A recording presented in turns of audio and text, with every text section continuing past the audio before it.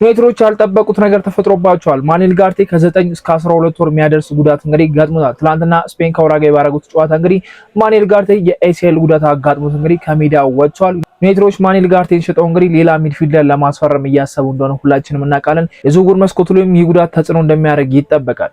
በተጨማሪ ለማቲያስ ፈርናንዴዝ 75 ሚሊዮን ፓውንዶችን ለማቅረብ እየተዘጋጁ እንደሆነ አንዳንድ ምንጮች ያሳያሉ። እነዚህንና ዩናይትድ ስለተመለከቱ አዳዲስ ጉዳዮች ነገራችኋል። ለዚህ ቻናል ግን አዲስ ከሆናችሁ ሰብስክራይብ ማድረግ እንዳይረሳ። ወደ ቪዲዮ እንሂድ።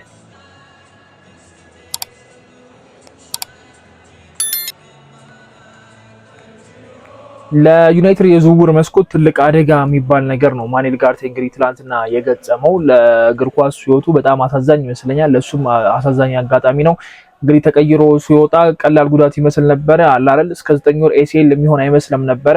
በቃሪዛ ነው ወጣው። ተቀይሮም ሲወጣ ግን ይሄን ያህል ይጋናል ብዬ አላሰብም። በዛ ከተባለ 2-3 ወር ምናምን ሊያደርሱ የሚችል ጉዳት ነው። የዝውውር መስኮቱንም ይነካባቸዋል ብዬ አስቤ ነበር። 9 ወር ከዛ በላይ ሊሆን እንደሚችል ነው እየተገመተ የሚገኘው። ያ ዩናይትድ ቢያንስ ተጫዋቹ ለአንድ አመት እንደማይጠቀመው ነው እንግዲህ እየተገለጸ የሚገኘው። ከዚህ ቀደም ማርቲኔዝ ነበር እንደዚህ አይነት ጉዳት እንግዲህ ገጥሞት ምን ያህል ረጅም ጊዜ ከሜዳ ርቆ እንደመጣው ሁላችንም የምናስታውሰው ነውና ማኑኤል ኡጋርቴ አሁን ላይ የክረምት ዝውውር መስኮት ዩናይትዶች ይሸጡታል ተብሎ ከሚጠበቁ ተጫዋቾች እሱን ሰጠው ደግሞ ሌላ አንድ ተጫዋች ያመጣሉ ተብሎ ሲጠበቅ ነበርና አሁን ለዩናይትድ እቅድ ለዩናይትድ ስትራቴጂ ትልቅ ችግር ነው የሚፈጥርባቸውና ዩናይትዶች አሁን ኡጋርቴን መሸጥ አይችሉም፣ ግን ደግሞ ግዴታ ሶስተኛ ሚድፊልደር ማስፈረም አለባቸው። ቢያንስ 2 የመሃል ተጫዋች አስፈርመው ማኑኤል ኡጋርቴ እንደ ሶስተኛ ተጫዋች ከዛ 4 ይሆናሉ። ኡጋርቴ፣ ሜኑ፣ ኤደርሰን ከዛ አንድ የሚመጣው ተጫዋች እንደዛ 4 የመሆን እድል አላቸው ብዬ አስቤ ነበር። አሁን ግን ሌላ ሶስተኛ ተጫዋች ግዴታ የሚሆንባቸው ታይም ደርሷል። የዝውውር መስኮት ገንዘብ የሚያወጡበት ምንም አይነት ገቢ ሳያገኙ ነው እንግዲህ ሶስተኛ ተጫዋች ለማስፈረም የሚንቀሳቀሱትና ዩናይትድ የፋይናንስ ችግር እንዳይለበት እናውቃለን። ግዴታ ተጫዋች ለማስፈረም ተጫዋች መሸጥ የለበትም። ልክ እንደባለፈው አመት አሁን ላይ ፈለጉትን ያህል ገንዘብ ማውጣት እንደሚችሉ እናውቃለን። ግን ደግሞ ከእቅዳቸው አንፃር የማኑኤል ኡጋርቴ ጉዳት በጣም መጥፎ ነው ብዬ አስባለሁና ተጫዋቹ የመጨረሻ ጨዋታውን ነው እንግዲህ በኡራጓይ ማሊያ ኡራጓይም ካለማንጩ ተሰናብታለች። ባረገበት ጨዋታ ነው እንግዲህ ምንም አይነት ንክኪ ሳይኖረው እንግዲህ የሜዳ ላይ እንቅስቃሴው ነው ያንን ጉዳት እንዳያመጣበት ያደረገውና ማኑኤል ኡጋርቴ በክለባችን ይሄ ነው ማይባል ነገር ሳያደርግ እንግዲህ ጉዳት አጋጥሞታል። ከዚህ ቀደም ማላሲያ እናስታውሰዋለን። የአንድ አመት የሚያክል ጉዳት ገጥሞት እንግዲህ ኦልሞስት የእግር ኳስ ሕይወቱ ተበላሽቶ እግር ኳስ እስኪጠፋበት ድረስ እንግዲህ ከክለባችንም በነፃ የለቀቀበት መንገድ አለ። አሁን ማኑኤል ኡጋርቴ ከ9 ከ12 ወራት በኋላ ተመልሶ ይመጣ ዩናይትድን ያገለግላል አያገለግልም የራሱ ጥያቄ ነው። ዩናይትዶች በምን ያህል ገንዘብ ተጫዋቹን ይሸጡታል የሚለው ነገር ራሱ ሌላ ነውና የሚከስሩበት አጋጣሚ አለ። ደግነቱ ፊፋ የማኑኤል ኡጋርቴን ደሞዝ ይችላል። እሱ ከጉዳት እስኪመለስ ድረስ ለአንድ አመት ያክል እንግዲህ የኡጋርቴን ደሞዝ ከቨር የሚያደርገው ፊፋ ነው። ያ እንግዲህ በፊፋ ህግ ውስጥ ያለ ነው። አንድ የክለብ ተጫዋች እንግዲህ በሀገራት በብሔራዊ ቡድን ግዳጅ ውስጥ ሆኖ የተጫወተ ባለበት አጋጣሚ ጉዳት የሚደርስበት ከሆነ ፊፋ ያንን ደሞዝ ለተጫዋቹ ከቨር እንደሚያደርግ እንግዲህ ህግ የራሱ ያስቀምጠዋል። ስለዚህ ዩናይትዶች ቢያንስ ከማኑኤል ኡጋርቴ ደሞዝ ይተርፋሉ። ፊፋ እንደሚከፍላቸው ነው የሚጠበቀው። ማኑኤል ኡጋርቴ መጎዳቱ ዩናይትዶች ላይ ምን አይነት እቅድ ሊያመጣ ይችላል? ዩናይትዶችም እንዳሰቡት የምርም 3 የመሃል ሜዳ ተጫዋች መመልከታችን የማይቀር ነገር ይመስላል። ምክንያቱም በኮቢና አሁን ኤደርሰን አለ አንድ ተጫዋች ማቲያስ ፈርናንዴዝን ቢያስፈርሙ በሶስቱ ብቻ እንደማይዘልቁ እናውቃለን። የሚጠብቀን ጨዋታዎች ትላልቅ እንደሆኑ እናውቃለንና ሶስቱም ትልቅ የሚባሉ ተጫዋቾች አይደሉም። ማቲያስ ፈርናንዴዝ ገና ታዳጊ ነው። ኮቢሜኑም ራሱን እያሳየ እየመጣ ያለ ተጫዋች ነው። በኤደርሰን ደግሞ ትልቅ የሚባል በራስ መተማመን የለንምና ስለዚህ አንድ ትልቅ ተጫዋች ያስፈልጓል። ዩናይትድ ግዴታ ሆኖበት እንግዲህ በዚህ የክረምት ዝውውር ከማቲያስ ፈርናንዴዝ በተጨማሪ አንድ ተጫዋች መመልከታችን የማይቀር ነገር ይመስላል። ማኑኤል ኡጋርቴ መጎዳቱ ለዩናይትድ ትልቅ ነገር ሊመስል ይችላል። ምናልባት ተጫዋች በግዴታ እንዲያስፈርሙ ሊያደርጋቸው ይችላል የሚል እምነት አለኝና ማኑኤል ኡጋርቴ መጎዳቱ ያሳዝናል። ዩናይትዶች ምን አይነት ውሳኔ ይወስናሉ የሚለውን ነገር አብረን የምንመለከት ነው የሚሆነው። የማቲያስ ፈርናንዴዝ ጉዳይም አብሮ ይነሳል። ማቲያስ ፈርናንዴዝ እንግዲህ አሁን ላይ ወደ ቶተንሃም የማምራት እድሉ ሰፊ ነገር ቢመስልም አንዳንድ ፍንጮች ወደ ቶተንሃም የማምራት እድሉ ሰፊ ነው የሚሉ ነገር አሉ። ግን እስካሁን ድረስ ምንም አይነት ስምምነት ላይ ቶተንሃም ከዌስትሃም ቶተንሃም ከማቲያስ ፈርናንዴዝ ጋር አልደረሱምና ዩናይትድ አሁንም ቢሆን እድል አለው። አሁን ላይ 75 ሚሊዮን ፓውንዶችን ለማቅረብ ዝግጁ እንደሆነ ነው እየተነገረ የሚገኘው። ዩናይትድ 75 ሚሊዮን ፓውንዶችን ከተጨማሪ አድጋ ይመስለኛል ያለምንም 75 ሚሊዮን ፓውንዶችን ብቻ ዌስትሃሞች ይቀበላሉ ተብሎ አይጠበቅም። እንደተባለው 85 ነው እንግዲህ ከዛ በታች አንቀበልም ብሏል። ዩናይትዶች ይህን ጥያቄ የሚያቀርቡ ከሆነ ወይስ ደግሞ ከዚህ ዝውውር የሚወጡበት አጋጣሚ ካለ የምንመለከት ነው የሚሆነው። አሁን ያለው ሁኔታ ግን ከዝውውሩ የሚወጡ አይመስልም።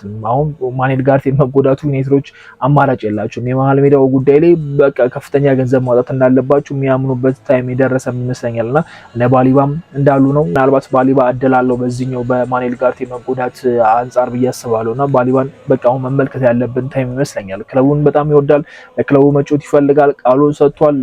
የዝውውር ሂሳቡም ካሉ ተጫዋቾች በጣም አነስተኛ ነው። ያለውን አቅም ከዚህ ቀደም እናውቃለን። አንድ ተጫዋች በአንድ አመት መጥፎ የሚባል አመት ሊያሳልፍ ይችላል። የሚጫወትበትም ክለብ መርሳት የለብንም ብራይተን ነው። መጥፎ ታይም ሊያሳልፉ ይችላሉ። ስለዚህ ዩናይትድ ሙሉ ለሙሉ ባሊባ አቅሙ ጠፍቷል ብሎ ማመኑ ትልቅ ስህተት ይመስለኛልና ገና ሀያዎቹ እድሜ ላይ የመጀመሪያዎቹ እድሜ ላይ ያለ ተጫዋች ስለሆነ ባሊባ መመልከት ያለብን ታይም ይመስለኛል። የነ ማቲያስ ፈርናንዴዝ ዋጋ ተጋኗል። ዩናይትድ 85 ሚሊዮን ፓውንድ ለማቲያስ ፈርናንዴዝ ከሚያወጣ እንደው 15 ሚሊዮን ፓውንዶችን ጨምሮ ቶናሊን ደሞዙን ችሎ እንግዲህ ከቶተናም ተጫዋቹን ጠልፎ እንደምንም ቶናሊን ቢያስፈርም ለኔ የተሻለ ነው የሚሆነው ብዬ አስባለሁና አንደኛ ከኤጅም አንፃር የቶናሊና የማቲያስ ፈርናንዴዝ አይገናኙም። ያላቸው ልምድ ቶናሊ አሁን 26 አመት ሞልቶታል። የማቲያስ ፈርናንዴዝ 21 አመቱ ነው። ተጫዋቹ ምን ያህል ፐርፎርማንስ ሊያሳይ ይችላል፣ ሊዋዥቅ ይችላል፣ ከፍ ሊል ይችላል እርግጠኛ አይደለም። የምንተማመንበትም ተጫዋች አይደለም። ቶናሊ ብታመጣ ግን ትተማመናለህ፣ ምንም ጥያቄ የሌለው ነገር ነው። አንደርሰን ብታመጣ ትተማመናለህ፣ ምን ያህል አቅም እንዳለው እንግዲህ እየተመለከተን ስለሆነ። ማቲያስ ፈርናንዴዝ ግን ለፖርቹጋል ብሔራዊ ቡድን እንኳን ጥሪ ቀርቦለት ወደ ዓለም ዋንጫው ያልተዋዘ ተጫዋች ነውና ይሄንን ተጫዋች አምጥተህ ከሜኑ ጋር ለዛውም ሌላ ታዳጊ ከሆነ ተጫዋች ጋር ለማጣመር ማሰብ ትልቅ ፈተና ነው ብዬ አስባለሁ። ያስፈረምነው ተጫዋች ኤደርሰን ምንም እንኳን ይፋ ባይሆንም የኛ ተጫዋች እንደሆነ በጣም ግልጽ ነው።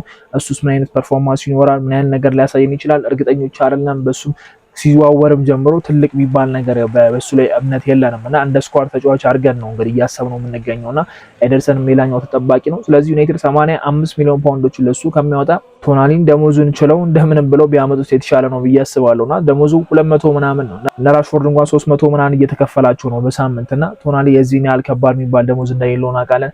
አንደኛ ቶተናም ዝውውሩን በደንብ እንዲመራ ያደረገው አሰልጣኙ ጁዘርቢ ጣሊያናዊ መሆናቸው ተከትሎ ፕላስ ደግሞ ቶተናም የደሞዙን መክፈልም ስለፈለገ ነውና ያንን ዝውውር መጥለፍ የሚችልበት አጋጣሚ አለ። ሻምፒዮንስ ሊግ አለ። ተጫዋቹ ሻምፒዮንስ ሊግ እንደመጫወት እንደሚፈልግ እናውቃለን። ደሞዙን ማስተካከል የሚቻል ከሆነ ማይክል ካሪክ የሚፈልጉ ተጫዋች እንደሆነ ከዚህ ቀደም ሰምተናል።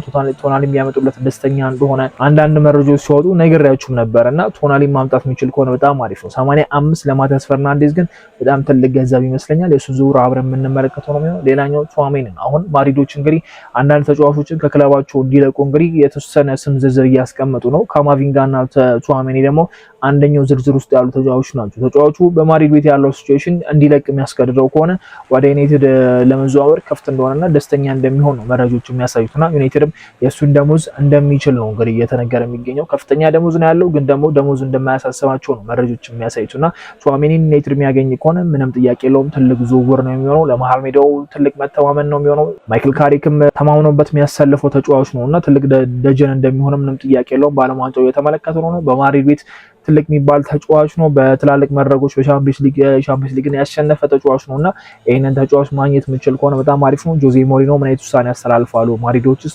ለቹዋሜኒ ዝውውር ክፍት ናቸው የሚለውን ነገር በጊዜ ሂደት ምንሰማ ይሆናል። አሁን ያለው ጭብጨባዎች ግን ለዩናይትድ በጣም ክፍት እንደሆነ ነው ነገሮች የሚያሳዩትና ቹዋሜኒን የማግኘት እድላቸው አሁን ላይ እየሰፋ ይገኛል። የቀድሞ ተጫዋቻችን ፈርዲናንድም እንግዲህ በቹዋሜኒ በኩል አስተያየትን ሰጥቷል። ማድሪድ አንተ የሚለቅ ከሆነ ትክክለኛ ለአንተ የሚመጥነ ክለብ ዩናይትድ ነው ብሏልና በኢሳት ዩናይትድ እየፈለገው እንደሆነ እናውቃለን። ምናልባት ሲቲ ተጨማሪ የባህል ቤዳ ተጫዋች ስለሚፈልግ እነ ቶላኒንም እየተመለከተ እንደሆነ እናውቃለን። ቹዋሜኒን እንዳይመጣብን አርሰናልም በዚህ በኩል አለና የመሃል ሜዳው ፍልሚያ እንግዲህ በክለቦች ላይ ትልቅ ነው የሚሆነውና ዩናይትድ ቹዋሜኒን ማግኘት የሚችል ከሆነ በጣም አሪፍ ነው። ግን የማቲያስ ፈርናንዴዝ 85 ሚሊዮን ፓውንድ የሚያወጡ ከሆነ ትልቅ ሽወዳ ይመስለኛል። ልጁ ተጫዋቹ አቅም እንዳለው አውቃለሁ። ገና 1 አመት ነው። ዩናይትድን ለረጅም አመት ሊያገለግል ይችላል። ከሱ አንጻር የዝውውር ገንዘቡ አልተጋነነም ብለን ልናወራ እንችላለን። ግን ዩናይትድ በ21 አመት የመሃል ሜዳ ተጫዋቾች ሻምፒዮንስ ሊግ ይጫወታል። ፕሪሚየር ሊግ እስከ 38ንም ጨዋታ ያደርጋል ማለት ትንሽ ከባድ ነገር ይመስለኛልና እስቲ ማኑኤል ጋርቴ መጎዳት ዩናይትዶች ውሳኔያቸውን እንደሚያስቀይራቸው በጣም ይጠበቃል።